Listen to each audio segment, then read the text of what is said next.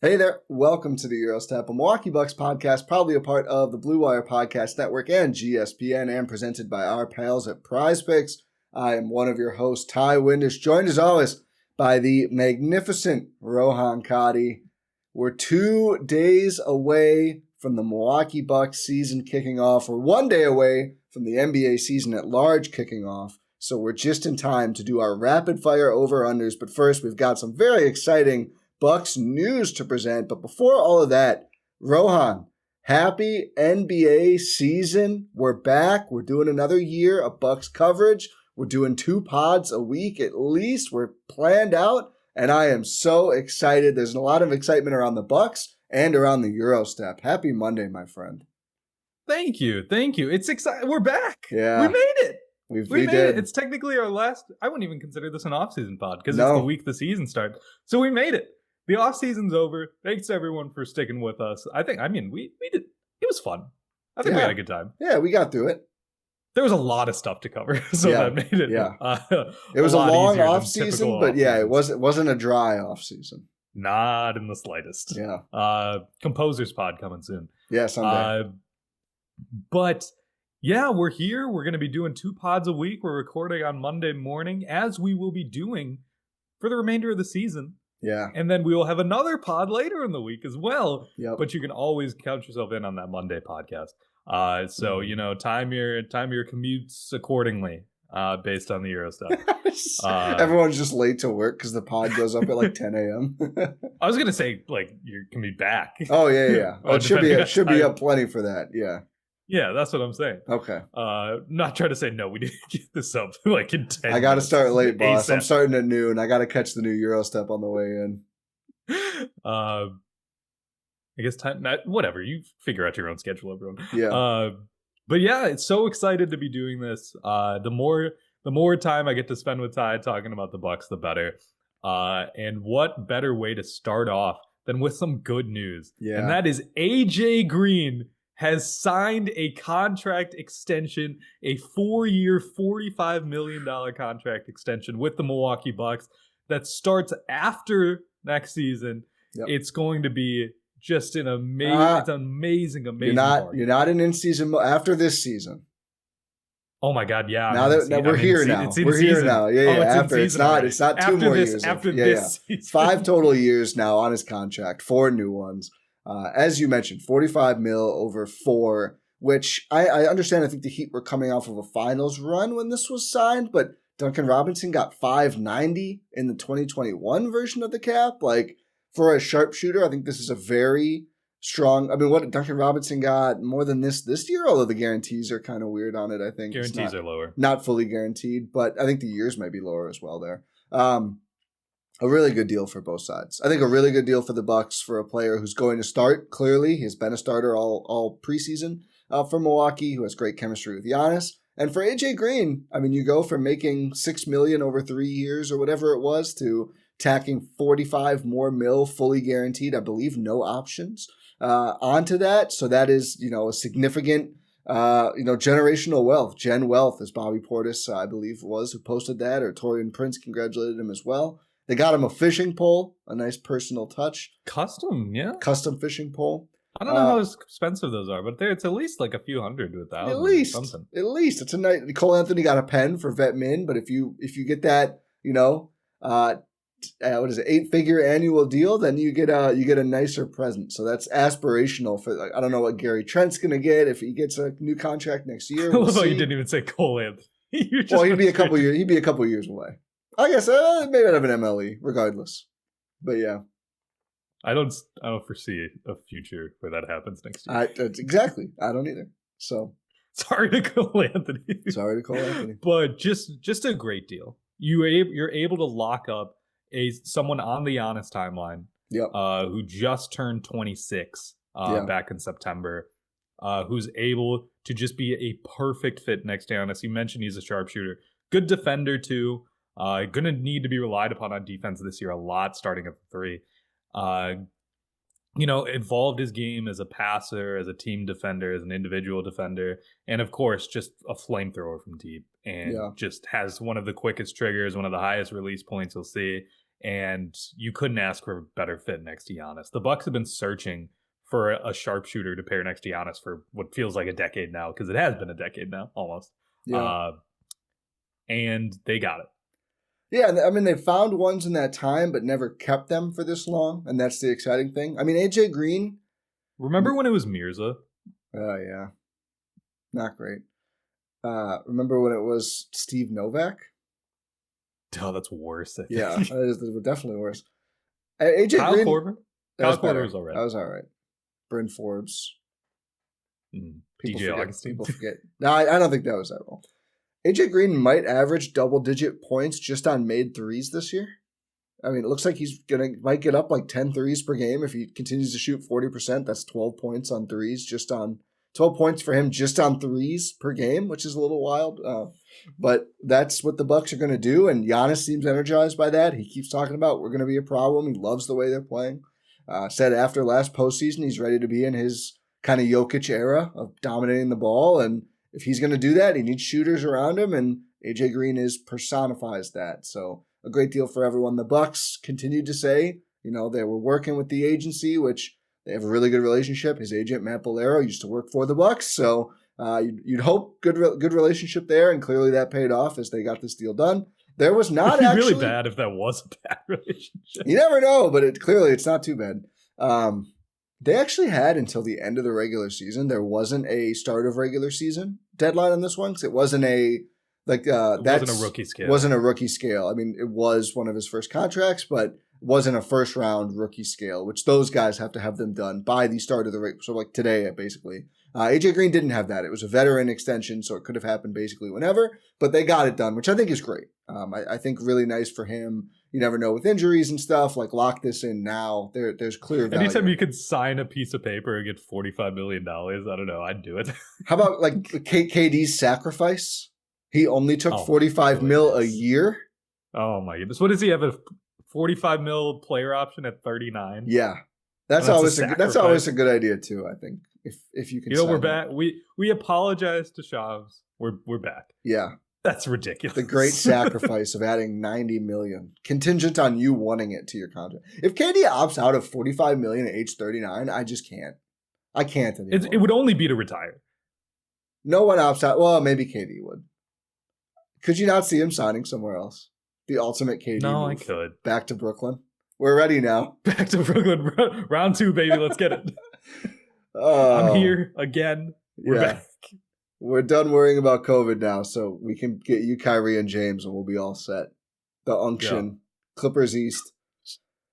I love how we would consider that now to be the unction, but we're talking about that in a few years. Katie's 39. Kyrie's literally Uncle Drew at that point. Harden isn't wearing a fat suit anymore. It's just who he is. He's got grays in the beard already. I've been watching the starting five. He's in love now. It's a very nice story. Good for James. Good for James. Anyway, AJ Green, very good news. The whole extension is 1 year of KD, which is a little wild, but well deserved for AJ, and I'm really excited to have that done.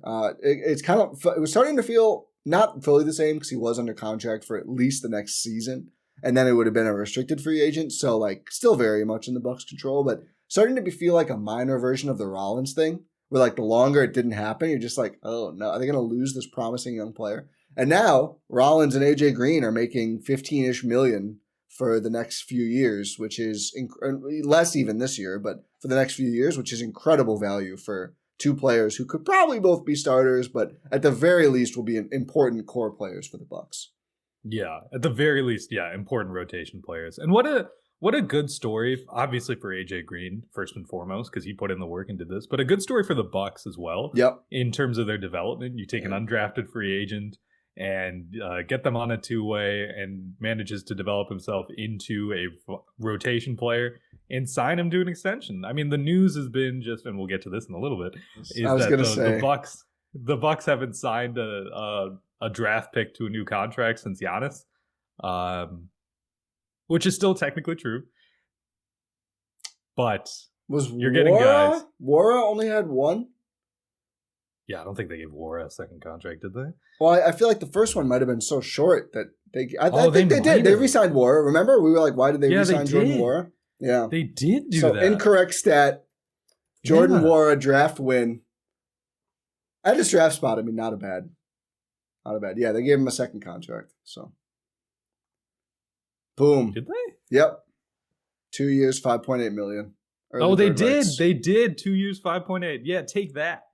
Take that. They gave Jordan Wara a contract they had to dump to bring in PJ Serge Tucker. Ibaka? PJ, I thought it was PJ. Was it Serge? No. It was Serge. No, they sent him and Serge to the Pacers. Yeah, to get PJ. To get not PJ Tucker. This was in 22, man. Oh. Who did they get in 22? Who's the trade deadline in 22? We're spending too much time. Yeah, it doesn't matter. Who cares? Yeah. It was Boss Man. I told you. That's what I said. What did I say?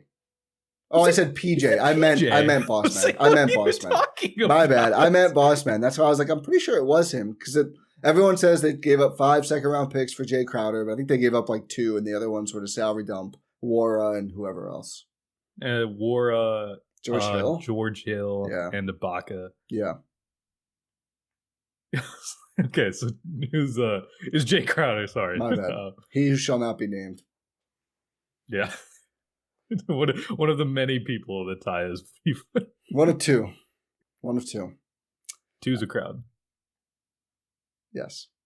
Anyway, the other news, as you were alluding to, the Bucks probably wish they had taken AJ with like the 59th pick or something, so they could be like, look it, we got one. He should, I think, count because it was draft night. They got him and whatever else, but technically not a draft pick. Tyler Smith is a Bucks draft pick, 33 overall, just 2 years ago, or 1 year ago. One year ago. The Bucks are actively looking to get rid of him. So the first report per Clutch Points was that they are going to cut him. Then there was a follow-up report from Spotrac? Michael Scotto? Yeah, of Hoops Hype, right? I think that's where Scotto is right now. No. Sorry if it's somewhere else. Michael Scotto is the one with the report. That they're looking to trade him, and they'll cut him if they can't trade him. So a lot of players who were going to get cut got cut on Saturday. This is a waiver rule. Basically, if you have a non-guaranteed contract, you have to be Hoops Hype. Thank you. You have to be cut by Saturday if your contract is not guaranteed. Otherwise, you get paid for the days you sit on waivers. So the NBA teams save like $30,000 or whatever by cutting you on Saturday instead of Monday, which is the deadline to trim the roster officially. Tyler Smith's contract is guaranteed, so the Bucks eat the whole thing either way for this season. Next season's not, so it's just a tiny dead cap hit. I don't think they would stretch this one because they're not close to the tax. They have nothing else they can do with their money this year, so you can just kind of eat the hit. It doesn't really matter. But they'll spend money. Credit to them. They'll spend money. But obviously, if you can trade him, then you don't eat the cap hit, and maybe you get a thing. So probably something, very low value. I'd say at best another second-round pick, but that would be better than nothing. So that's what the Bucks are trying to do in the next. We're recording. It's a little after 9 right now. They have until 4 Central, right? So 7 hours. Deadline day. Find Tyler Smith a new home. And here's the thing. There's only 10 teams that John Horst can really call because they're only teams with roster spots that are able to fill them. There are teams with roster spots that can't fill them, like Knicks. The Warriors. Yeah. And the Knicks, yep. It's the Warriors, Rockets, Knicks, and Magic who have a roster spot but can't fill them due to the space under the hard cap. This is all via Keith Smith. So there are 10 teams that are able to have a roster spot. And that is the Hawks, the Celtics, the Cavaliers, the Nuggets, the Pistons, the Heat, Timberwolves, 76ers, Suns, and Raptors. The Raptors love Bucks cast-offs, but they're in the tax, so I bet they wouldn't trade for them. That'd be a wild move if they did. They might still. I guess they're probably not going to cut salary before the year, but I kind of doubt they would add another $2 million because that's probably $5 million or whatever total for them. They're already too expensive. Otherwise, though, they were the DJ Wilson team. I think they had Mamu. They just got Mamu, right? They have Mamu now. Yeah. They love old Bucks. Yeah, but also Scotto reported that Tyler Smith does have a lot of two-way interest, so we'll see if they just wait to see if they'll just cut him. Yeah, but like you said, the Bucks do have a little bit of time here to be able to try it and find a trade. But if they don't, they'll just cut him. Yeah, here's the thing. Would it be nice if they ever got value out of a draft pick? Yes, it would. It'd be great, actually. It would be really nice. I'm not. I think it's more fair to be upset about that generally than this specific instance. Because Tyler Smith just has not shown any sign of development this year between Summer League and preseason. And obviously it's small sample. But also I'm guessing it doesn't look much better behind the scenes if he's the guy who's going to go, not Ajax, who Ajax has clearly shown more on the NBA level, has had his struggles in the offseason periods. But I mean, I just watched the NBA Cup footage as part of that Netflix show and him on Shea. Shea's a featured player in it. He's got that. And Tyler Smith really, to this point, has nothing to hang his hat on. You know, decent NBA shooting numbers. They're okay in the G League, but has not really looked like a complete player. The shot has looked pretty bad for the last couple of months here. And I do think I am a believer in sunk cost fallacy. So as much as you'd love to develop a young player, if they just feel like he doesn't have it, and if they're going to keep Amir Coffey and Andre Jackson Jr. over him, they clearly feel like he doesn't have it at this point, he might just not have it. So I think probably a worse pick than it is a decision to move on from him now. But also I thought it was a good pick at the time. Sometimes picks don't work out. Yeah, the Bucks know all about that. Yeah. Who do you think's better right now, him or Chris Livingston? Ooh. Not higher future, better player right now. Like if you were starting an expansion pick and those were the last two guys available for your last expansion pick 14. Probably side Markelle Fultz. No. One of those two. Oh, that's tough, man. I don't think either of them are very good. Yeah. Maybe Tyler Smith because he's big and theoretically can shoot. But also, he hasn't shown that he can shoot. Yeah, not consistently. I think CL's a better player. I think it's today. CL. I think he's a better player today. Not the best choices. No, which is kind of why the Bucks are cutting both. I mean, clearly they shouldn't have signed Gary Harris. They should have kept Tyler Smith to give him another year. That would have been the optimal path here. But too bad they were forced to sign Gary Harris. So bizarre. How bizarre. Yeah, that's. But Amir Coffey. Amir Coffey makes the team. So I nailed the predictions last pod. Sorry, you Rohan. did. You did. What did you thought? Ajax was gone. I thought Ajax was gone, and they kept both. So I was kind of wrong. No, I thought Coffey was gone. You thought Coffey was gone. I think I thought Ajax was probably gone, or maybe Tyler Smith. And it is disappointing to lose a drafted player just 1 year. He's 21 years old. Or not even. He turns 21 in 2 weeks on November 2nd. So that is disappointing, obviously. That said, I think he just hadn't shown enough in his year plus with the Bucks, and they're moving on. So here's the thing. If you look at it as Andre Jackson Jr. or Amir Coffey versus Tyler Smith, I have no issue picking those two because I think they're better players now and probably will be better players in 2 years as well. The Gary Harris one is just like, it annoys me. He's not. Gary Harris might not be. I mean, looked pretty bad in preseason. Yeah. Maybe it's just not indicative. Maybe he hits his threes and he's solid, but that's the one still where you're just like, why is he here? Exactly. It's a value proposition of why are you even here? What do you bring to this team that can't be replicated?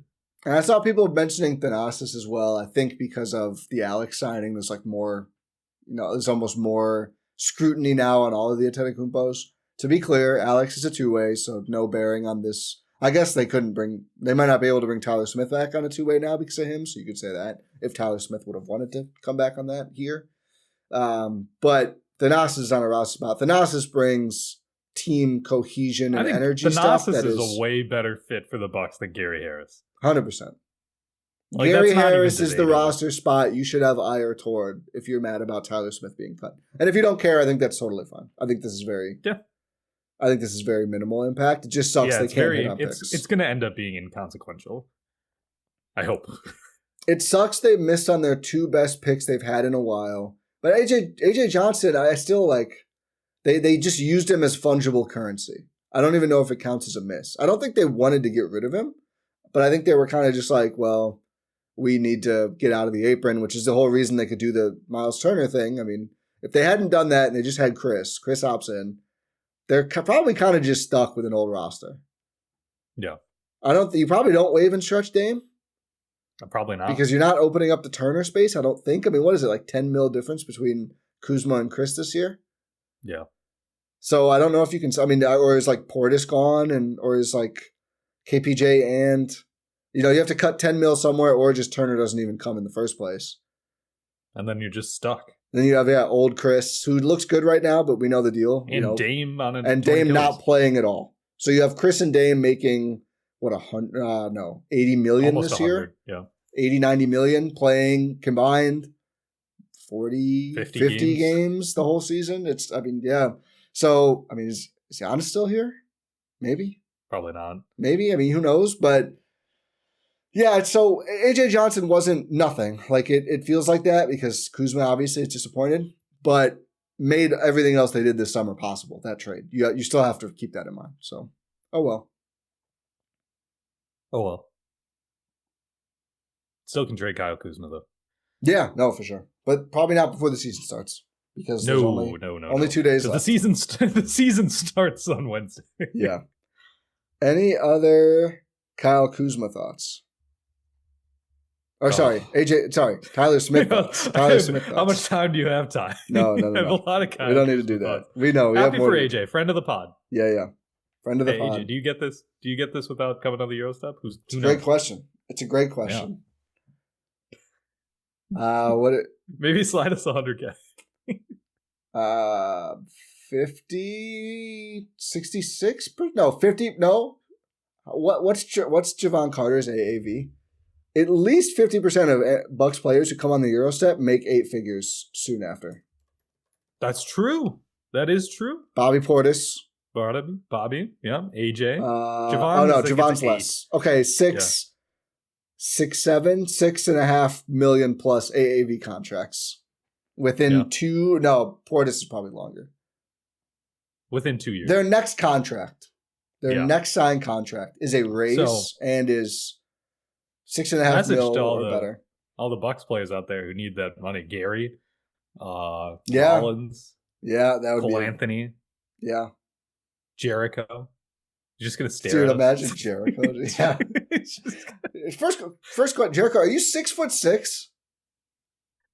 leaves the call. I don't know if you saw someone in our Discord did like a picture of Coffey and Jericho from the scrimmage and drew a line, and their eyes are at the same level. What's going on? Yeah.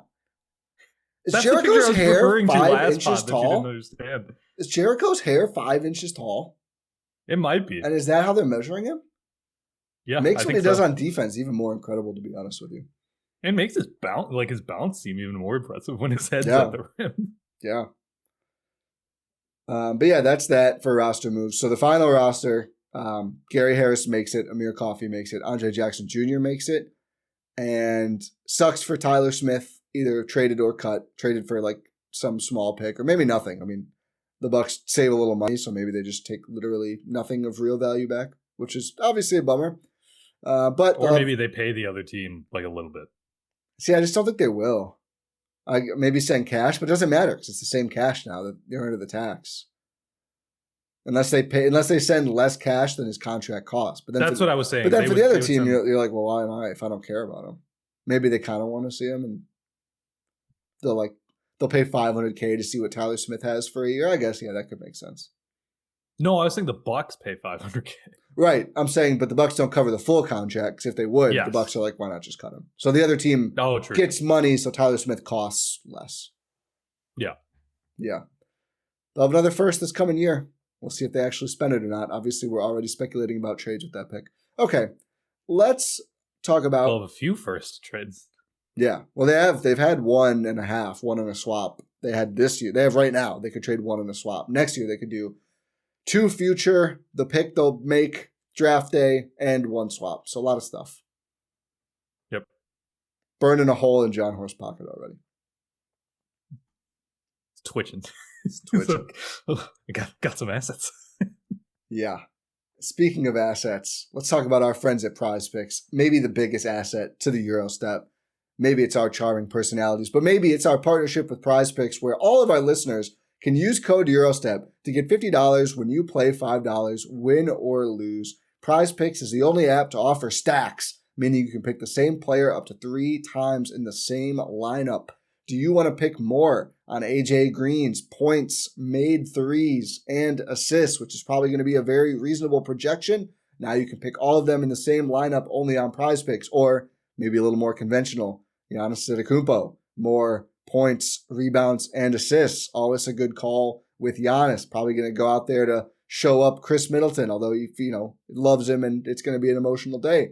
So that's the great thing about Prize Picks. They're always innovating. They also offer injury reboots. If one of your players leaves the game in the first half and doesn't return, Prize Picks won't count it as a loss. It is the best way to win cash this football and basketball season. Which players are going off? Which ones are overhyped?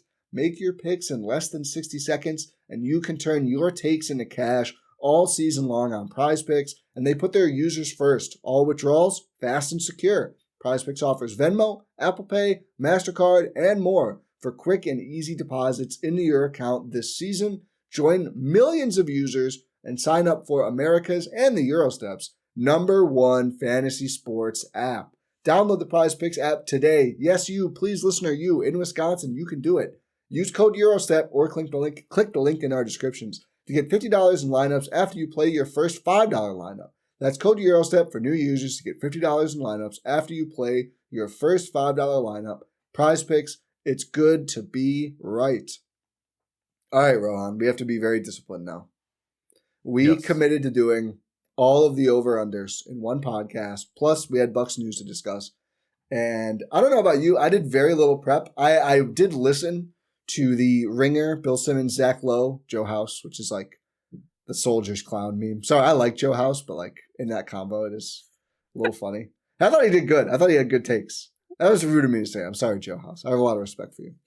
But I listened to that. So I kind of thought about, what they were saying and have my own ideas about all the teams. But we're going to go alphabetical order, each conference one by one. As is custom, we will do the Bucks last. If we agree, we will take turns explaining why we had either the over or the under.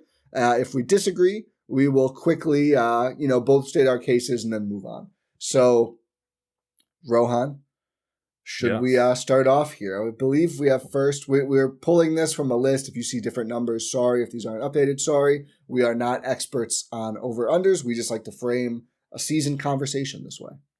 Yes. So the first up, we're going to start with the Western Conference, and we're doing this in alphabetical order. We're starting off with the Dallas Mavericks with 41.5. Wow. Oh, kind of weird. Alphabetical order, you list out the whole league. The East gets 6 in a row. Yeah. Also, it is funny. On that same podcast series, I heard the worst 5 teams the last 10 years are all in the East. Rough. Yeah, I mean, that sounds right. JV conference. Anyway, Dallas Mavericks. 41.5? I'm going over. I've really struggled going back and forth here. I know we're supposed to be really quick. This is obviously, this is one of my hardest ones. I'm going to go over as well. I'll grab this one. I'll let you do the next one we agree on. I really like their talent. I think they have a lot of NBA players. Their big room is really good, almost as good as the Bucks. Obviously, Cooper Flag, Kyrie coming back, PJ Washington, good depth, etc. I don't love the way the pieces fit. I don't love the shooting, the Kyrie injury. How much will AD play? I don't think it's a slam dunk, but I do think the talent is too much to go under on. Basically saying they'll be just 500 or worse. Yeah. Good team. They're unfortunately going to be a fun team that they don't deserve. Or at least the front office does not deserve. Yeah. Denver Nuggets. 53.5. I think I'm going over on this. I think I'm going to do a slight under. They won 50 last year. 50 last year. And you know what? I'm going to go under because I think that's probably also going to be enough for them to be like a 2 or 3 seed. And they never go that hard in the regular season. And I just think I like their roster a little bit better. They were a 1 seed a few years ago when they won the title. How many games did they win, though? I don't know. They won 57 that year. Oh. They were the 1 seed with 53 wins. Wow. Yeah. They were a 2 seed at 57 2 years ago, which is pretty funny. But then the years before that, 48, 47, 46, 54. Yeah, I mean, listen, I could see them going over. I think the West is just kind of very even this year. I think they're a little bit better than the teams below them, but not a ton better. And I could just, 53 or 52, I wouldn't be shocked at all. I'm going to do a slight under. I love their offseason. I mean, you get rid of Michael Porter Jr., Russell Westbrook goes to the Kings. You bring back Bruce Brown, who loves playing with the Nuggets. Get Tim Hardaway Jr. just as like as a depth insurance piece. Cam Johnson's going to be a great fit for them. I could just see them being a force in the regular season. Will Joker ever miss games? I know. That's okay, let's move on. Well, this is a rapid fire time. I know. Golden State Warriors 47.5. Give me that under so quick. Yeah, I'm going to take it too. Go ahead. This is what a team that they couldn't put together until like 2 weeks before training, or not even 2 weeks before, right after media day, not before media day, after media day. Just what a train wreck. Yeah. I just don't see how it's going to work. It didn't work that well last year with Steph and Jimmy. I mean, it was better than by himself. But what is going to happen? You have this giant contract that you're going to trade midseason that they've already set up to be traded midseason. It's just not good for your team. It's just not. I don't think that they're going to be a good team. I really don't. And that's one because of talent. You're starting Al Horford in the year 2026. I mean, it's not yet. We haven't gotten there yet. But your plan is to start Al Horford in 2026. Yeah. And then I just don't get it. I don't get it. I'm fading ancient coaches who are 70 or older. I'm fading ancient teams who are like 35 or older. But it's like, check out the Raiders, check out UNC. Like, I'm sorry. Maybe I'll get canceled. I just don't. I think Steve Kerr. No, I'm not. No, and old teams. I'm saying not for Steve Kerr. No. Not for Steve Kerr. No, Steve. No. It's not Steve Kerr. Their rosters. Too old. Okay. I'm saying old teams and old coaches. Yep, that makes sense. Okay, cool. So we agree on that one. Houston Rockets 52.5. Yeah, tough with the Fred injury. Under, yeah, but it's under for them. Yeah, they were on the list of teams you said that can't add a player, so they're like kind of actually pretty stuck. Reed Shepherd, unless Reed Shepherd is like most improved player, which he probably has a good case to win that. I just don't see how they're going to win 53 games with their offense, even with adding KD. And I've seen that talked about as like, oh, that's the solve for an offense. Did anyone watch Phoenix last year? It's not. KD does not guarantee you a great offense if other things on the team aren't great. I think their defense will be really good. Obviously, that's beneficial. Dillon Brooks does matter there, and Fred VanVleet does too. But yeah, I just think the injury, their guard play, I think probably low 50s for Houston. Yeah. Let's see who's next. Clippers. Here. The Los Angeles Clippers at 47.5. Get me over. I'm so torn here on my old people rule. Here's the thing. This might be the old team that actually works. Because it seems like they all kind of fit together and they all have a similar goal. And they're kind of aligned for once. Ty Lue's a good coach. They're a wins machine every year. Zubats is really good and underrated. That said, I'm still going under. He's so good and might lose his starting spot. That's a problem for them. I'm going under for the ageism and for the Brad Beal factor. The Brad Beal, but the Chris Paul factor. You always win more games when Chris Paul is added. Chris Paul might strangle Brad Beal. That's fair. Clippers won 50 last year. I know. With everything going on, they won 50. I mean, you trade Norm Powell, who was your second best player. Help them consistently win your 50. second best Help player. them win 50. He should have been an all-star. Sure. Yeah. Should have been an all-star. Yeah. But just, I mean, I think the John Collins thing is actually going to work for them. Yeah. I don't feel great about it, but I'm just like procedurally taking the under. Okay, that's fair. Next up is the Lakers, 46.5. This one's tough. What does their center depth look like? What does their depth look like in general? This roster is actually kind of buns. Yeah, they kind of just added free I might go players. Under. Yeah, I mean, Luka usually wins a lot of games. I guess he's in shape. They won 50 last year. They won 50 LeBron's going to miss like the first month of the season. Yeah, that's not good for them. At least. I'm going under. I've been taking a lot of unders, so I'm going to take a slight over. I don't feel good about it at all. I think Luka has a history of winning a lot of games, even if the roster is kind of flawed. But I really don't love this roster. They need Ayton, but I think Ayton will produce like okay amounts for them. Do you see that clip that it was that Legends lip reader guy putting no. Oh, it was 2023 when he was on the Suns, and just like Mikal Bridges of all people was calling him soft on his own team. Yeah. I read the transcript. I didn't watch the clip though. And it was just crazy. Like, there's just a clip of him standing around as everyone else is, as the ball is just getting offensive rebounded, and then he goes back into the huddle. It's like, come on, guys, you're getting out rebounded. Like, brother, you are the center. I know. I know. And it looked, and I was like, I had so much respect for Devin Booker in that moment because he just didn't say anything. And it's like, do you know how much calm, collected energy you have to not say anything? Bud told that guy to shut up, by the way. Crazy. Here's why I'm taking the over. All of this for the under. I'm taking the over, slight over. If this isn't like a huge lingering thing for LeBron, like Luka is a top 5 player. LeBron is probably still a top, when healthy, 10 to 15 player, and Reeves is pretty good. And they added some depth. I mean, I don't think it's great. I don't love their defense, but I just think Luka might carry them to like 48 wins. Okay. Speaking of 48 wins, the Memphis Grizzlies won 48 games last season. Their line is 39.5 this season. Yeah. Apparently, you can't go into Memphis without just being injured. Yeah. It's kind of insane. We had another one yesterday. I'm taking the under too. Scottie Pippen Jr. is hurt now as well. Ja's not playing. Oh, it was yesterday or 2 days. Maybe it was 2 days ago. It might have been 2 days ago. It might have been Saturday. It was Saturday. Jaren, I think is TBD when he'll be back. He had a knee issue, right, as he signed his new contract, which you never love. It just feels like another year from hell for them. I didn't love their all of their centers are hurt. Edie's hurt. I think Brandon Clark is hurt again. Like, yeah. Mm-hmm. You lose like your emergency center in Jay Huff. You lose him. Yeah. You bring in KCP. Ty Jerome is a great signing for them. Yeah. Pricey. I mean, for them. Pricey. I think it's gonna look fine as the years age. I think it will, but for a team that hits on guards every other draft, I'm just kind of like, did you really need to? So I like Cedric Howard. Yeah, it's fair. So I like Cedric Howard pick. I don't know if he'll be great this year.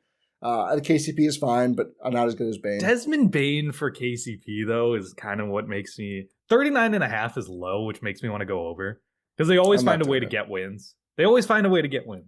Yeah, they dealt with injuries a lot last year and still won 48 games. Bane being like a 20 point per game guy who played like every game really helped though, I think, with the injuries, and he's gone now. And KCP's not that. I still don't like that trade. I mean, they got 4 firsts. They got 4 firsts. I'm fine with the trade, but for this year, it definitely makes them worse. I'm taking the under.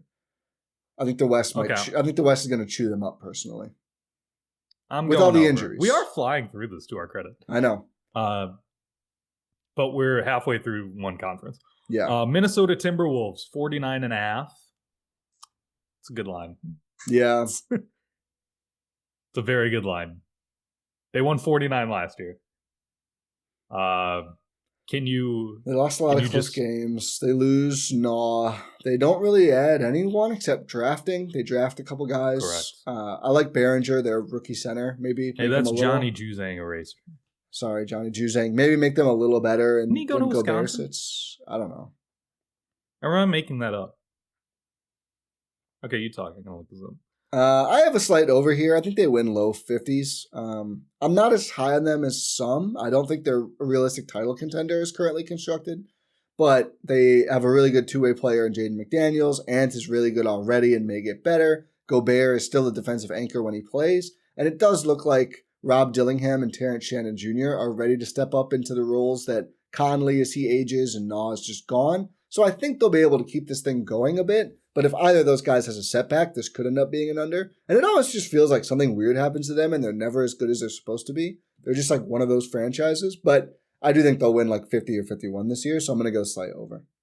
Well, I just completely made that up, by the way. You went to Kentucky, and it's not like you committed to Wisconsin. I don't know where that came from. I'm sorry. Yeah, that's all right. Everyone else knew that already, but it took me a minute. I didn't say which way I'm going, did I? I don't think so. I've been taking a lot of unders, so I'm going to go over. Yeah. I just think 50 is a good number for them. It's a good line. It's a good team. Yeah. Let's see. Who's next here? The Pelicans. We got a smasher. We got a smasher here. 30.5. I'm smashing that over. It's got to be. I mean, everyone's low on them, which is probably why the number's low, but like a 5-man lineup of, and don't laugh at the names, Jordan Poole, Herb Jones, Trey Murphy, Zion, and Kevon Looney and or Yves Missy. Like, That's a damn good team, man. With other guy like Kevon Looney did just get hurt. Looney's hurt because he's a Pelican, and some of those other guys may be hurt too. Like Alvarado on the bench. Didn't he miss like 30 games in the last like 5 years or something with the Warriors? He's like the most immediately dependable. Gets hurt when he signs with the Pelicans. So maybe they will go under because they're cursed. And I do think they're a lottery team, but you can win like 42 games and be a lottery team in the West. So I think they'll be high 30s at least. Zion looks good. They win at a high level when he plays. I think he'll probably play 40 games. That's the thing, right? You just need Zion to play. And that's not what you could really get last year. How many games did Zion play last year? Zion played 30 games last year. If you can get Zion playing 60, you're winning 31 games. I think if he plays 40, you win 31. Because you probably go 30-10, then you go like 2-40 in the others or whatever. I don't know. I'd hope they could do that. And they can't Jordan Poole's a really good addition for them. I really like Jordan Poole. He's better than CJ right now, no question. The contract thing is what it is. They can't tank. That's the other piece. Like, so there's no scenario where they're like, oh, we want to lose. They don't have any picks, so they need to be as good as possible. They gave up the best of them and Milwaukee's pick next year to the Hawks for the right to sign Derek Queen or draft Derek Queen. Insane they couldn't have made that a swap somehow. Yeah, like get the worst of it. The middle. The Bucks always get the worst, but get the middle. Oh yeah, get the middle of it.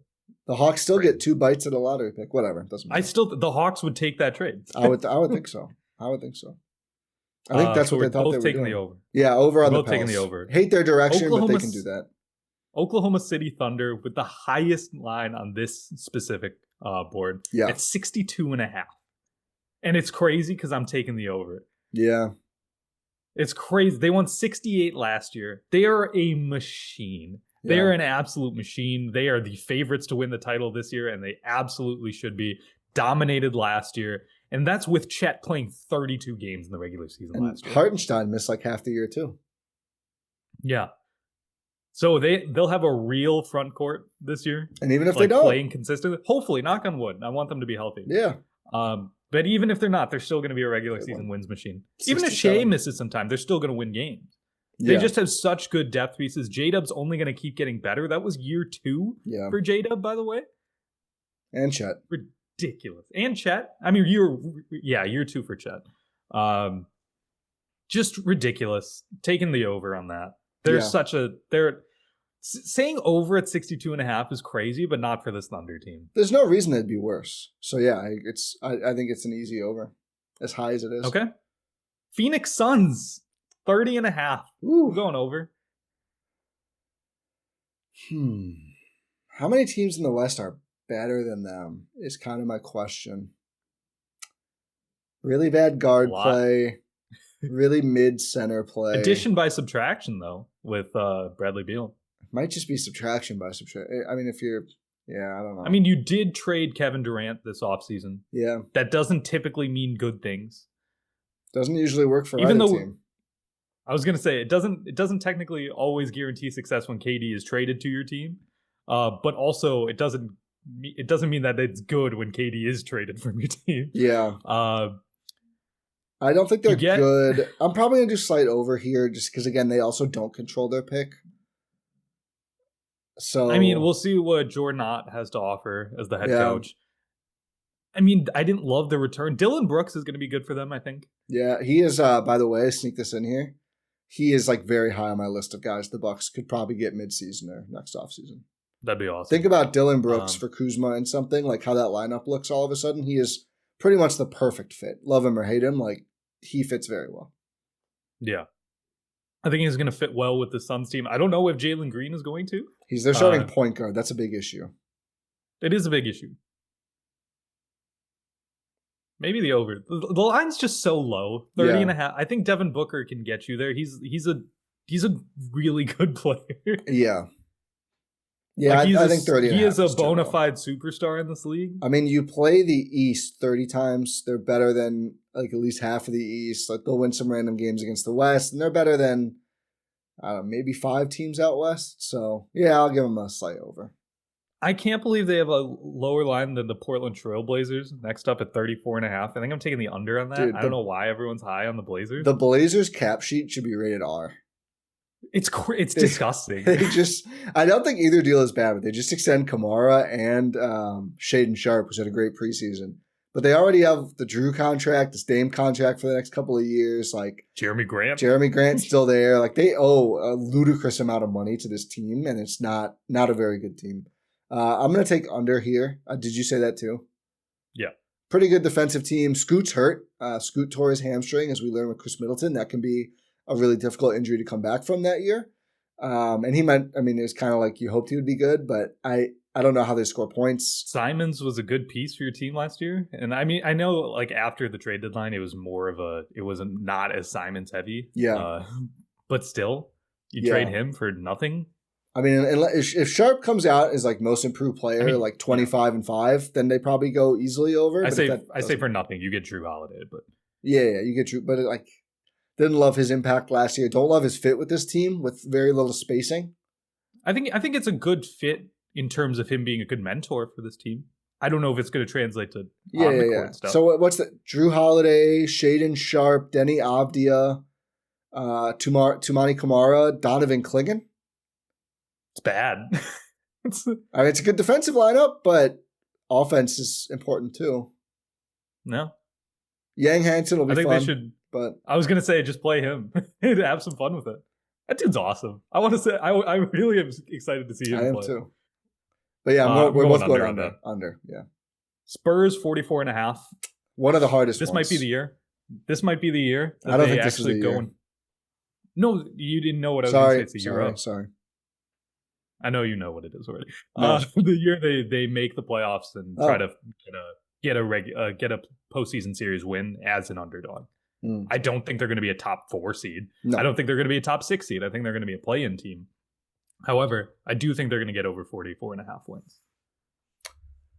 I think I'm going to take the under for a few reasons. One is their spacing is really bad. Almost all their shooting comes from the bigs, which ideally you'd like to have some perimeter players who shoot as well.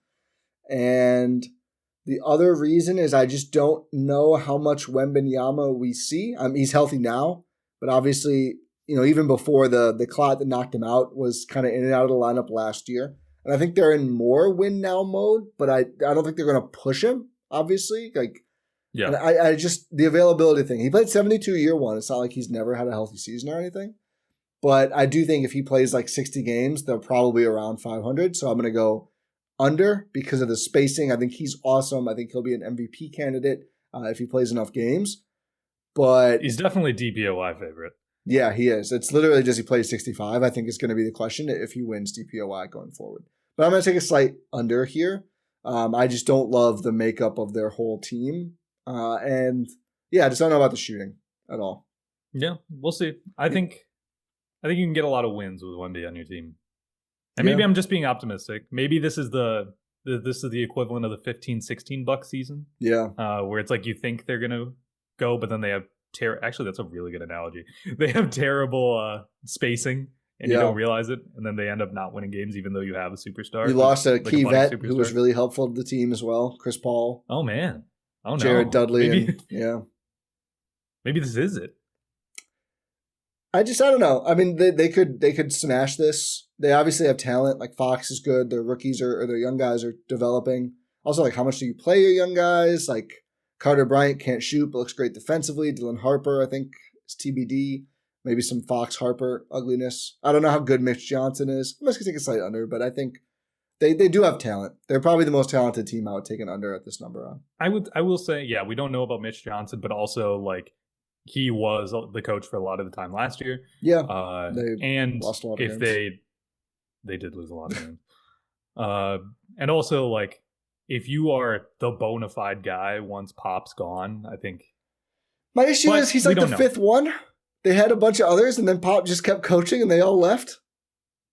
Yeah, that's true. It was supposed to. Nothing against Ettore Messina for a long time. Oh my God, Brett Brown was going to come back. I mean, Bud, they rumored would come back. I mean, he was not really in waiting though. Becky Hammond was there for a while and got it. A lot of these people were really good. They got jobs. Becky Hammond left and won 3 in 4 years. So. Yeah, there's maybe Mitch is that good too. We'll see, but we'll see. Right, but Kings. No, that's a fair point. Kings 35.5 under. Oh, smash it. Who plays defense here? Who shoots here? Terrible Who team. does anything on this Awful team construction. They added Russ, which poor Russ is like the worst spot for him. I guess nobody else really was going to welcome him in, but this is terrible for him. This is terrible for basketball in Sacramento. Under. Disaster. I think it's bad for us. I feel bad for us, but I also think it's funny that it's the third coach in a row who literally says we're gonna let Russ be Russ. Because there's no option. But I think it's funny that every coach says the same exact thing. You have to. I mean, what are you gonna have him play DJ Augustine ball? No, no. I'm just saying you don't have to say that exact phrase. I know they all do say the exact same thing. But yeah, I mean, it's to the T. I mean, it's literally insane to me that they were like, what if the 2022 Bulls had Sabonis instead of Vucevic? Who wanted that question answered? And we paid Pat Williams $150 million. Yeah, instead of $90 million, the Keegan Murray deal, which I do think there's a real comp there. By the way, this is a weird thing that like every young wing player who kind of stinks, we just say he's a good defender if they get paid. Did anyone say Keegan Murray was like this elite defender? No, I don't before? think we're. Are we saying? Are people saying that about Keegan? People Murray? are saying, "Oh, Keegan Murray, really good wing defender." Since when? Because he got paid. No. Like I think people said the same thing about Patrick. Oh, he must be good on defense. No, he's just a flawed wing player that they overpaid. It's crazy that Toumani Camara got like half of that, even though he's currently a better player. Yeah, just crazy. Like wasn't picked as high. Idiot. He might be the best. Is he the best perimeter defender in the NBA? I think he might be. He's top 3 for sure. Yeah. So that's like a good skill to just like, you know what, we're gonna lock it up right away. Yeah, Dyson Daniels, maybe Caruso. That's why I said top 3. Yeah. I think that's probably that. Maybe there's some other guys I'm forgetting. Ryan Rollins. But yeah, under on the Kings because their roster's a joke. This is like. This is literally like if you built a team on 2K ratings. You're like, wow, every starter's an 85. This is great. We're so balanced. And they don't do anything that meshes well. Anytime your offseason hinges on you trying to get Jonathan Kuminga, it's bad. And you can't do it. And the other team is dying to get rid of him, and you can't pull that move off. The other team is like, please do not make us have Jonathan Kuminga on our team. And now they're gonna get rid of that guard that was drafted like 2 years ago. Very Bucksy move. They're like Keon Ellis? No. The one who hasn't played because he was hurt. Devin Carter. Devin Carter. Yeah, Devin Carter. Yeah, another report like this, like early this week, like, oh, they can't wait to get rid of this guy. All right, maybe stop telling people that. Maybe it'd be easier to trade him if everyone in the league was like, oh, the Bucks might be able to trade Tyler Smith. You can do something with Devin Carter. Yeah. We're spending to Utah Jazz, 18.5. Crazy line. Lowest on the book. They won 17 last year. And they got rid of all their veterans. But Laurie only played 40-some. So the question is... And is trade eligible this year. And is trade eligible. But, like, are their young guys going to be any better? Kind of underrated thing, because no one cares about Utah. The Jazz took J-Dub's little brother in the lottery, and he's like one of the worst wing players you've ever seen in your life, at least in year one. I know this because I have him in my Dynasty B-Ball League on my taxi squad, and he like wasn't good in the G League. Lottery pick. Not good. Yeah. Not the best, you can say. I think I'm going under. I might go slightly over. No, I'm going to go under. Here's the thing. I could, because like, here's why I thought about going under, because they could lose 20 and still be one of the 3 or win 20 and still be one of the 3 worst teams in the league. But they play in the West when every team is going to be fighting to like hold even a play-in spot, much less a playoff spot, and they're just so bad. Yeah, I like Ace Bailey. I think maybe he helps them win a little bit year one. Like I think they really need. Like Ace Bailey and Laurie, it's kind of like, oh, how do we guard these 2 dynamic forwards? Like that's a pretty nice thing. And Walker Kessler's okay, but I think their guard play is going to be pretty atrocious. Maybe can your guy Walter Clayton walk in? He's kind of pro ready. Like I don't know. I could see us getting burned. You see that tape against Drew, like trying to beat the press and then immediately back cut out. Like he's a ready guy. The thing is, the West is good, and they have to play a lot of West teams. Yeah, that's. I don't think they just don't need to win. Their coach is good. They want to keep their BYU guy in state. Yeah. So yeah, I'm going under. I'm flipping. Sorry, conference. I'm flipping. I'm going over on the Jazz. I think they go 20-62. No, that is fair. It's tough to lose that many games in the NBA nowadays. They have a good coach. I say that like when the Jazz won fewer games last year. I know. Anyway. Okay, Eastern Conference time. Atlanta Hawks 46.5 over. They're going to be good. Yeah, I'll go over as well. I don't love the Trey extension hanging there. It's a little weird, but I think their team is too good. Over. I think their team is very, very well balanced and is going to be just a juggernaut in terms of their defense. And then they have one of the best offensive engines in the NBA. Yeah. I wouldn't say juggernaut, but I'll say over. Juggernaut defensively, I should say. Okay. No, it's tough. You still have Trey on the court. That's their big question this year is like, how good of a defense can we be playing Trae Young 36 minutes a night? Yeah. Boston Celtics, 41.5. I'm going under. I think this team's going to try to lose. I'm going to go under. Their point guards and bigs are really bad outside of Derek White. Tatum coming back makes me a little nervous about this, but I'm still going to go under. I think they're going to this is a gap year for them, obviously. Yeah. I don't think even though Tatum's going to want to come back because he's just an absolute warrior. Yeah. Again, I have nothing but respect for Jason Tatum. I think Jaylen Brown dealing with a little bit of a hammy thing is going to be, an excuse for them to keep him out, and then they're just going to try to lose. I think they get to a point where they're like, don't worry about it, Jason. We're 20-40. Like, just get ready for next year. Please stop. Yeah. Please don't. Yeah. We don't want to risk anything, and we don't want to, have you win us games, please. Maybe they sell some tickets, bring him back in late March, and just have him play like 5 games or something. But yeah, okay, under. Yeah, under for them. Brooklyn Nets 19.5 under. This team's going to be a disaster. I'm going to make up for my ageism take with more ageism. If you draft 5 rookies that are all ball handlers, I always go under as well. If you're the Brooklyn Nets in 2025, 2026, you're taking the under. How about that? Yeah. I mean, yeah. I'll be teamist. They said, Cam Thomas, you going to pass more? Cam Thomas said, I'm going to play my game. AKA, no. I'll tell you what. I'm not. That's awesome. No. No, I don't think I will. It's so, who is going to play their game? That's Michael Porter Jr., though. Picked him up in fantasy basketball. His pod game. That dude has an ultimate green light, and they're like, yeah, sure, go for it, man. Yeah. Awful team. No defense. So Who's bad. playing defense so here? Bad. Claxton? Remember when Claxton was like the next hot young center, and then Nets morass? I think he's still pretty good. I don't know. You just don't hear about him. He's buried in sand. I think he's a good center in this league that's actually devoid of center talent. He's Ozymandias. Lost to time. His nose fell off. Charlotte Hornets 27.5. Kind of a frisky number. Over. Really? I'm going over. If LaMelo can make it out of the stadium every night, I'm going over. I want to go over so bad. Ryan Kalkbrenner starting center on a team also starting LaMelo Ball and Miles Bridges defensively. And Brandon maybe Miller. Khan. I'm going under. I'm sorry, I'm going under. I think their defense is going to be awful. I don't think they won 19 games last year. Yeah. They do get to play a lot of East teams, which makes it a 50-50 ball most of the nights. No, it doesn't. Under. I don't think they can defend anyone. Anyone. Here's the thing. How many games did Melo play last year? Melo played 47. That's more than I thought, honestly. It's a tough look. I mean, I don't know how much their win-loss changes with him on versus off, to be quite honest with you.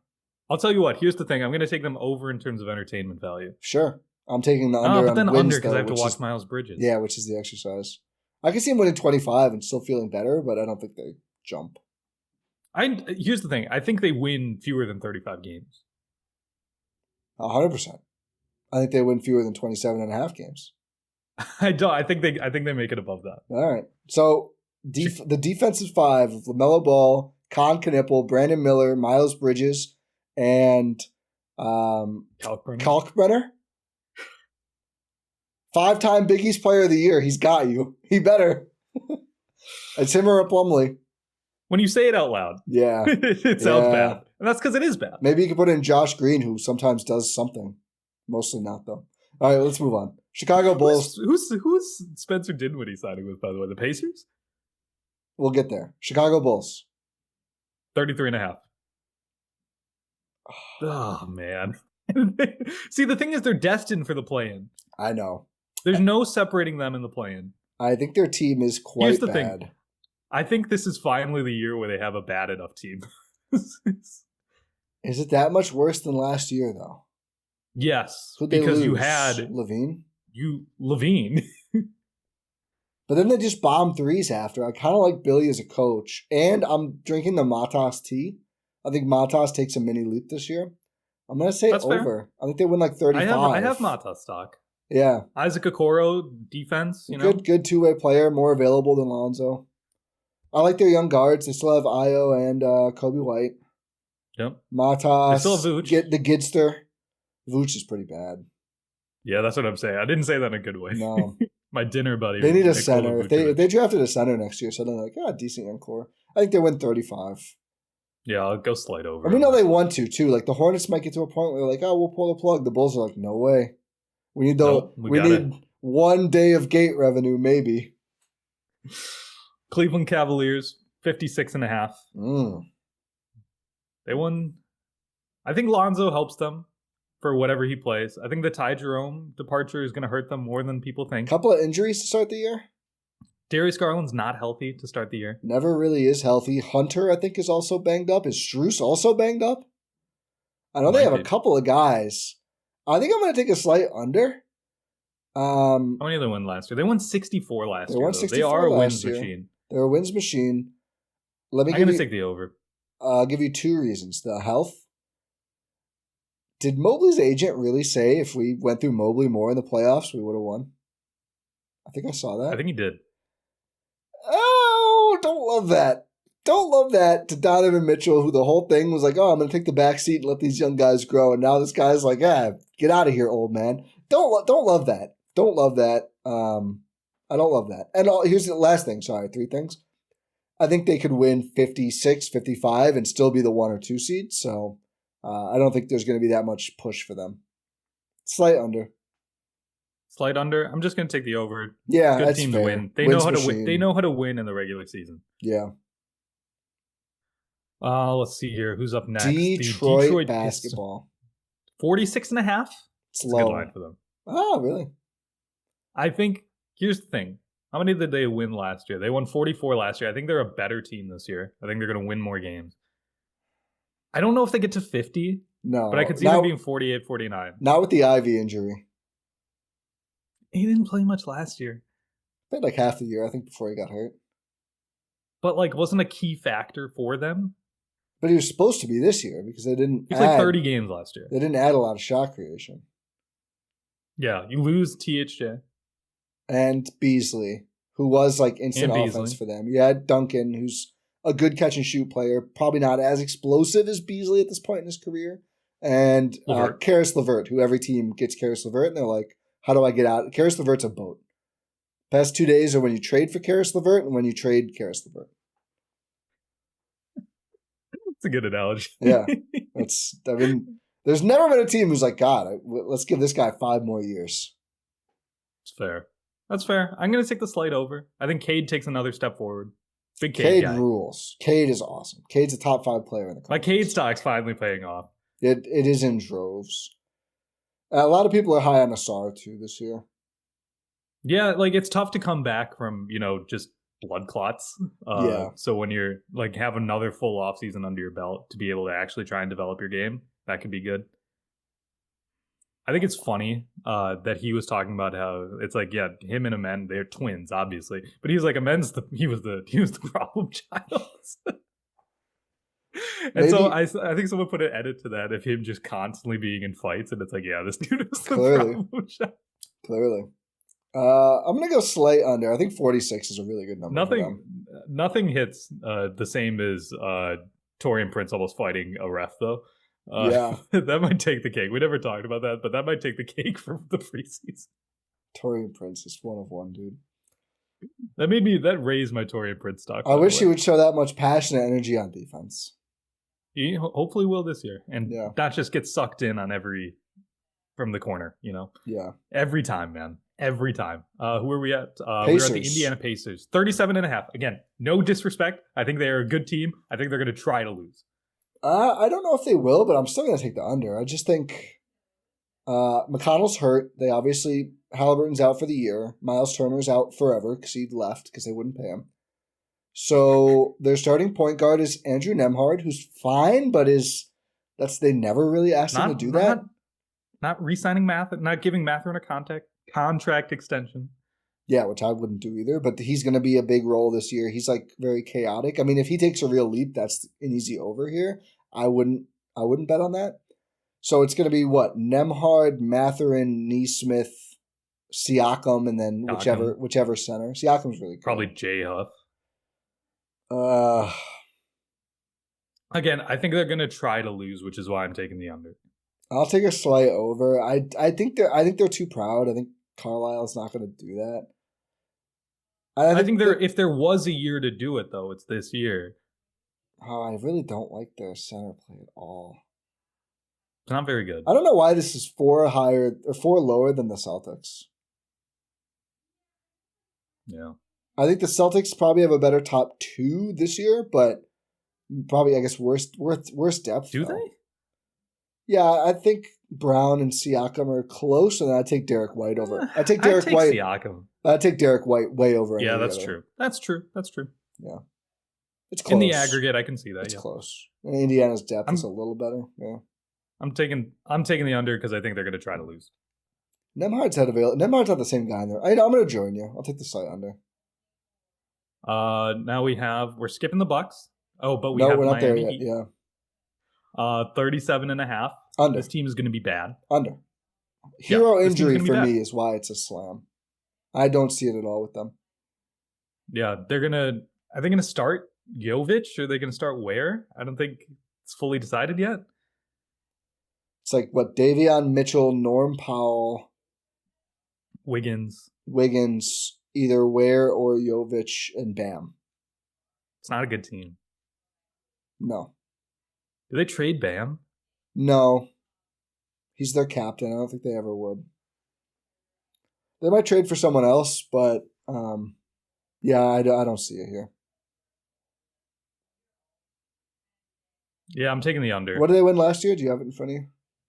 They won 37 last year. So they just ran it back for the number. Yeah. I'll say it. Yeah, I think under. Okay, now we're skipping the Bucks. Yep. Now we're going to the Knicks, 53.5. I think I'm taking the over on that. The East is worse this year, and I think they're going to be able to just string together a lot of wins. Yeah, they weren't. Their main guys were pretty healthy, but they were without Mitch Rob a lot of the year. And I don't again, this is the same question about Indiana, Boston. Why are they so much lower than Cleveland?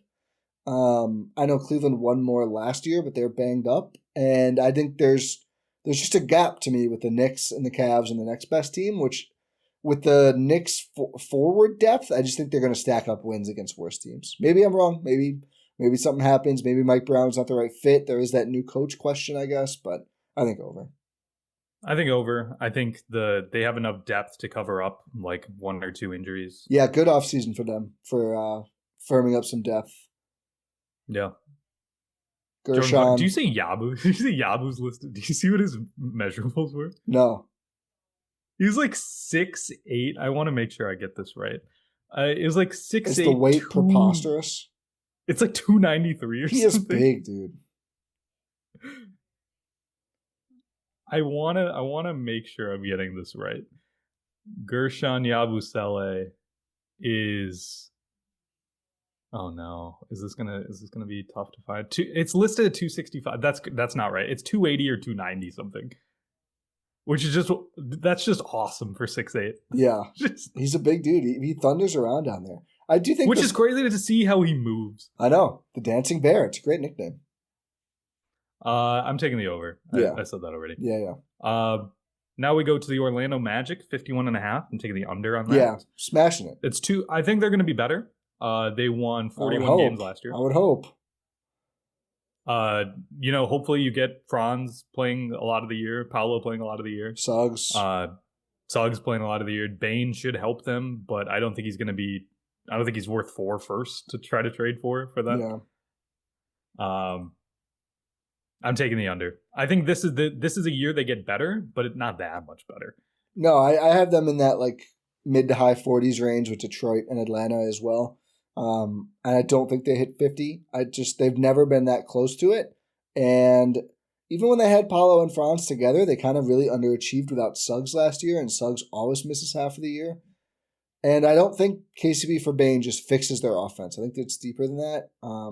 And yeah, they could win 50 or 51 and still go under. That's just like a really, really, I think, odd to put them up there with the Knicks personally. So yeah, under on Orlando. They will be better. I don't think they're a juggernaut.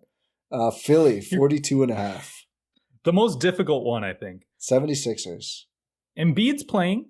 He played his first preseason game. I know that was a question we talked about. Did we talk about that on pod? Or I think so. I think on pod. He was playing. Dude looks skinny.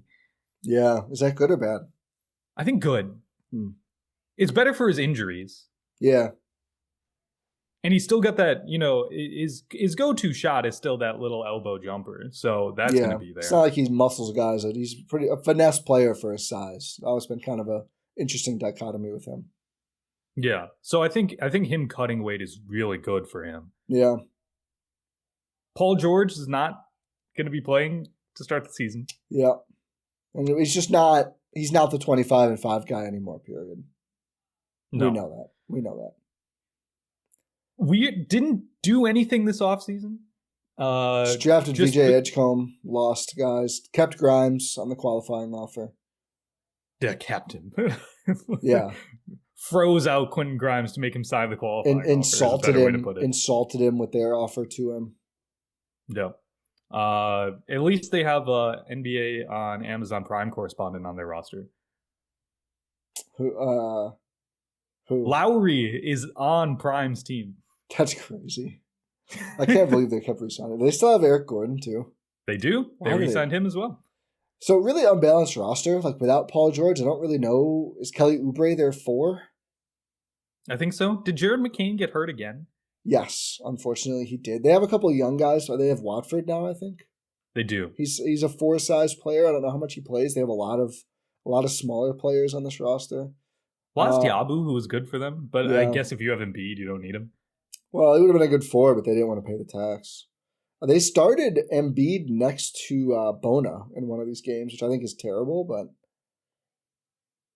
no, just Watford. 42.5 is tough. Justin Edwards is 6'6". I think they're going to win like 43 games.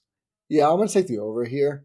I mean, again, it's literally just copy paste the Pels thing. Like if Embiid plays 40, they probably win 30 of those. So can they win 13 more? Like I think so. Maybe not. I don't know. They're pretty damn bad without him. They have some more. If Edgecombe's good right away, that's big for them. Yeah, I wonder about the spacing there with like him and Oubre together. It's not great. Or like Bona, if they're starting him, he's not a shooter really at all. Is Maxey going to regress a little? Because he regressed a little last year. I guess the stakes were high last year, which accounts for that. But yeah, I'm going to take a slight over just because of the talent. Like if their players play, they're going to win games. If Embiid played if Embiid played 60, I think they're probably only winning like 45 of those, and then maybe they could win almost 50 games. I think in their best case scenario. I'll take over. I'll be positive for the Sixers for once. And then the last East team the penultimate East team is the Toronto Raptors at 39.5. I'm taking the under on this one. I don't think they're going to be there. No, I don't think they're going to get. No. Damn. They didn't do anything. They just didn't play their guys last year. They didn't play Ingram at least. And their players aren't that good.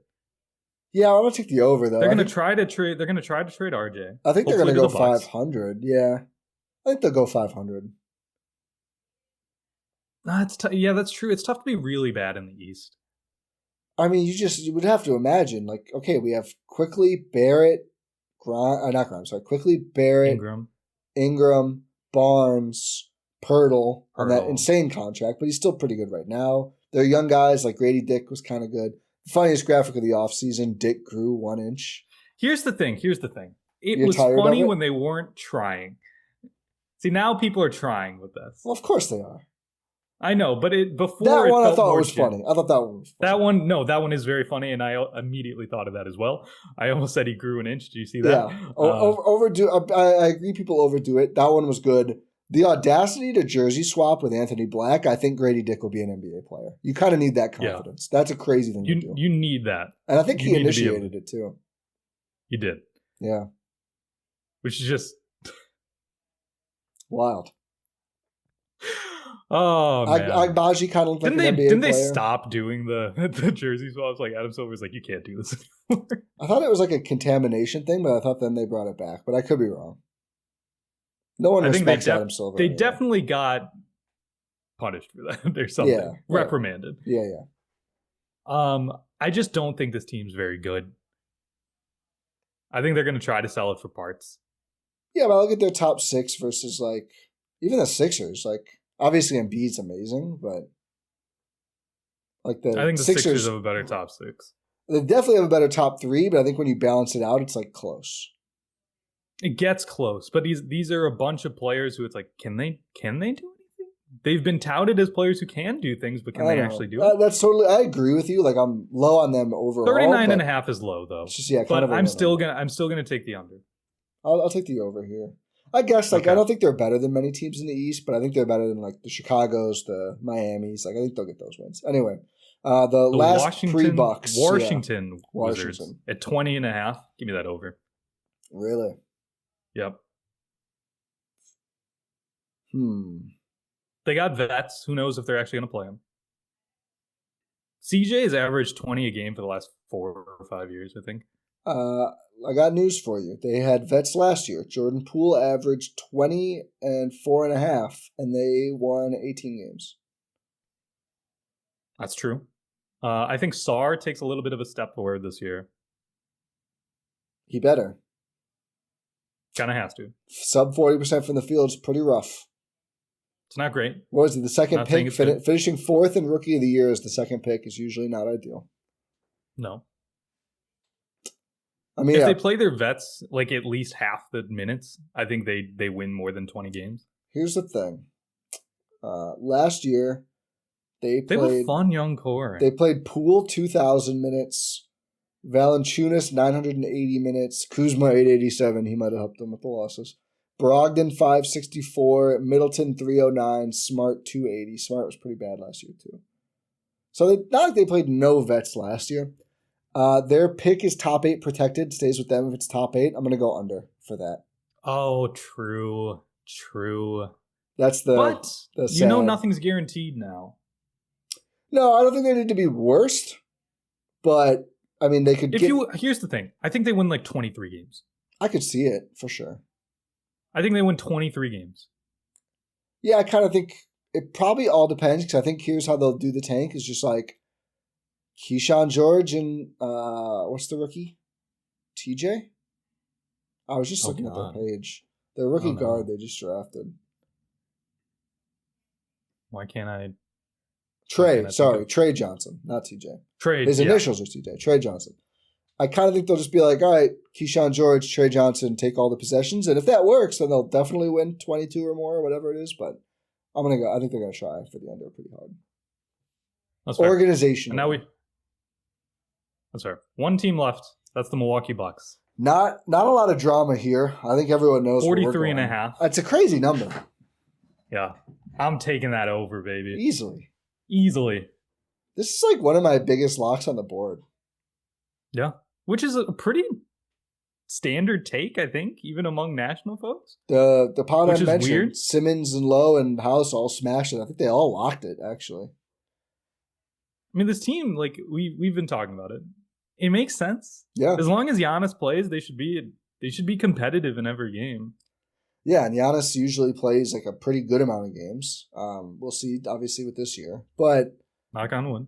It's like they didn't reprice it after Giannis said, like, yeah, I'm here this year and we'll see after. This to me is a before that clarification price of like, well, obviously if he leaves, they're going to be terrible, so we can't give him the full number. Yeah.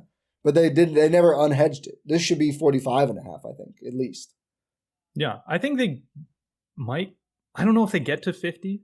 I think 48, which they won last year, is a good benchmark for them. Yeah, I mean, their year last year was pretty chaotic and bad, and they won 48. So I think they can do that again.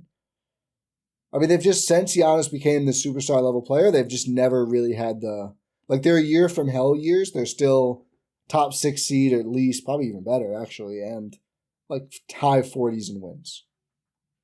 Yeah. They haven't won 50 games since the 22-23 season, which is tough. But 48 and then 49, the first Dame year where their coach was so bad, they had to fire him in year 1, and everything was terrible. They had Joe Prunty and then Doc coaching. They won 49 games that year. Yep. So 48 with Doc last year, and that's with trading Chris Middleton. And just, Dame and Giannis still not working out. And like the lineups were terrible. Like the starting lineup with Kuzma and Brook was bad. Brook had taken a step back. They had Dame and Brook and Torian Prince starting pretty much every game. They couldn't defend anyone. But they had an okay defense, and they won 49 games. Yeah. They relied no, this was the previous year. I'm thinking of Pat Beverly. Yeah. That was 23-24. They might get to 50 this year. I don't know if they do get to 50 this year, but I think 43 and a half is terrible. Yeah. I mean, I think people too, I think we never really got the update of remember Doc has a losing record as Bucks coach, which extended into decently in the last season because of their slow start. But now he's well in the positive. He's -2 the first partial year, plus 14 last year win-loss. So there's no evidence either that they can't win with Doc by any means either. That was a thing that went on, but clearly they turned that around. Yeah, and it's almost like trading Chris Middleton kind of hurts. Yeah, and just having a really old team with, getting Kyle Kuzma, and then the starting Torian Prince at the 2. Yeah. Kind of bad. Yeah. We're still drinking we've got the Stockholm syndrome, so we'll see. I mean, he's nailing the lineups. He's everything he says. I'm I agree with that. So how can you not? Yeah, they've got a good team this year. We'll see how they do, but we're smashing that over. I mean, I think if they won 44, we'd be disappointed, and that would still hit. So, yeah, 44, that's just barely above 500. I think this team is going to be good. Yeah, I mean, I don't know if they're not going to be a top 3 seed, but can you get home court? I think so. Can you be 4th? Honestly, I'm kind of wow, that Sixers line is kind of low. I know it's last year they were a disaster, but Embiid, Maxey is a top 2. Nothing is preventing them from being a disaster this year either. It's the same hedge. Yeah, I know it is. I know. But I could see them being a disaster again this year if one thing goes wrong. That's fair. And that's just the big fella. Yeah, I mean that's the one thing that really matters. Yeah. But we shall see. Smashing the over on this Milwaukee Bucks season and their win total, which starts on Wednesday. Yeah. Can you believe that? In just a little over 48 hours. We're going to be watching. We're going to be all teary-eyed at the Chris tribute video. They better show it. I'm not prepared. They need to show it. On the Valley coverage. I need to see it. FanDuel, sorry. Yeah. Doesn't matter. Yeah. Why have I helped it? No, you should though, because I tried to look up the app to watch it. I couldn't find it. I was what happened? Because I was looking up the old one. And someone else posted to me they did the same thing. So it's good that you corrected. It is on FanDuel Sports Wisconsin is where you catch all the games that aren't on national, and all the national games are either on Prime, Peacock, ESPN, or other places. NBC, not TNT anymore. Yeah, there's going to be a few Peacock exclusives, but there is going to be some NBC Peacock stuff. But yeah, it's going to be an emotional game. Giannis is already saying he hopes he sees Chris crying, and he hopes he's crying. He hopes the fans are crying. It's going to be something for sure. That little smile that Chris got as soon as someone mentioned Milwaukee made me break into 1,000 pieces. I know. Hey, Chris, we're keeping a seat warm in February, man. Gary Harris is very expendable. We cannot tell you how expendable Gary Harris is. Let's do upcoming schedule as part of this pod, because it's kind of our start of the week pod. So you might have already been ready. I wasn't. I didn't even know. People kept. I was I don't know what it is. Wizards Bucks Wednesday night. I knew that 7 in Milwaukee. Then the first Toronto trip at Raptors Friday night at 6:30 p.m. And then at Cavs Sunday at 5 p.m. So it'll be a two bad teams. We'll see about the Raptors. And then at Cleveland, early test for Milwaukee. I will say this, expectations for the Wizards game. Hope Chris has a nice game. Hope everyone applauds him when he scores.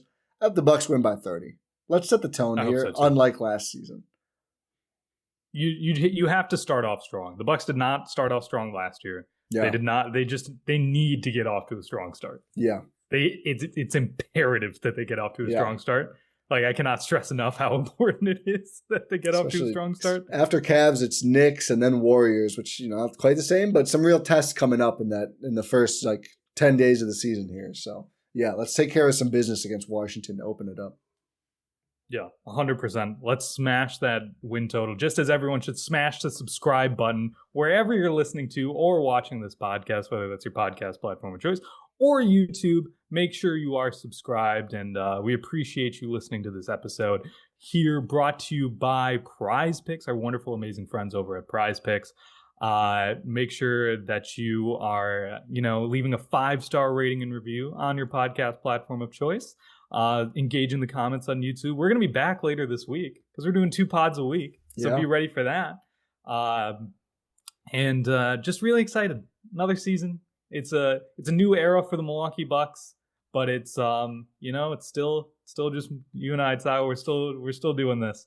Now, couldn't be more happy and excited to be doing this with you as we venture into our 7th season doing this together. Big number. I don't remember exactly what it is. But yeah, can't wait, buddy. Super excited. And yeah, we'll be back, I'm sure, on Thursday to talk about Bucks Wizards. Yeah, pod random. We'll talk to you later this week.